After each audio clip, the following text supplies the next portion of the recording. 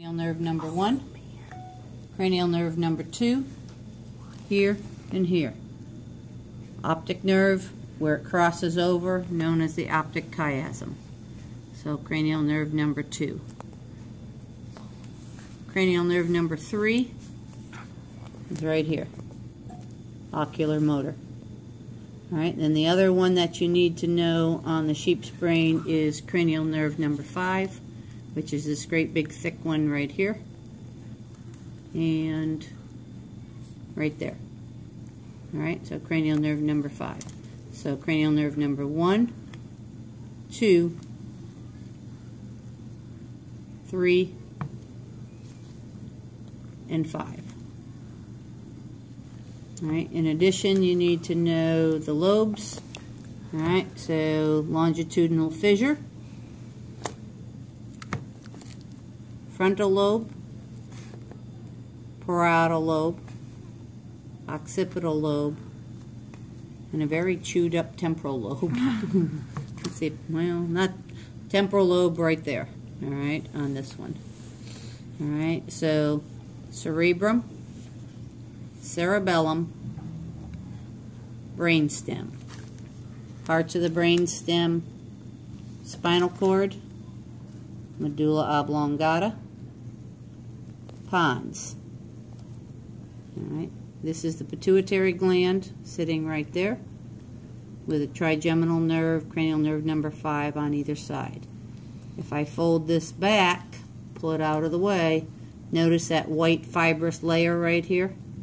That makes that the dura mater. Alright, so that's the tough mother. You can see it right here on the underside of there, and you can see a little bit of it right here. Alright, so this is the dura mater right there. The arachnoid layer, let's see if I can catch some.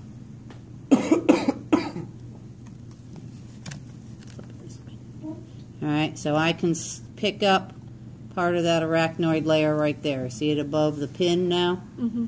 So the layer that I pulled up off the brain is the arachnoid layer.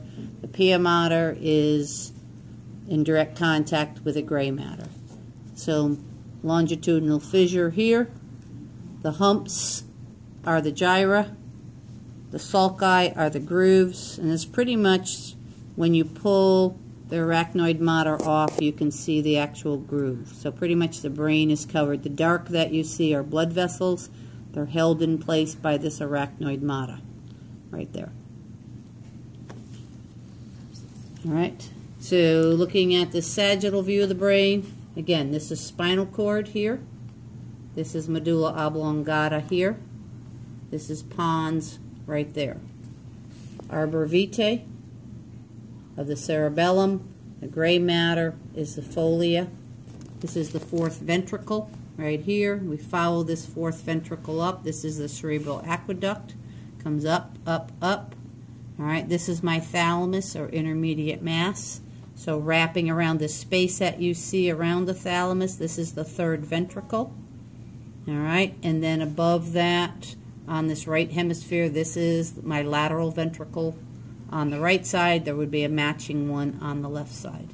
This would be the corpus callosum, which is the superhighway of the brain. It connects the right hemisphere to the left hemisphere. I think that's it. I think that's all you need to know.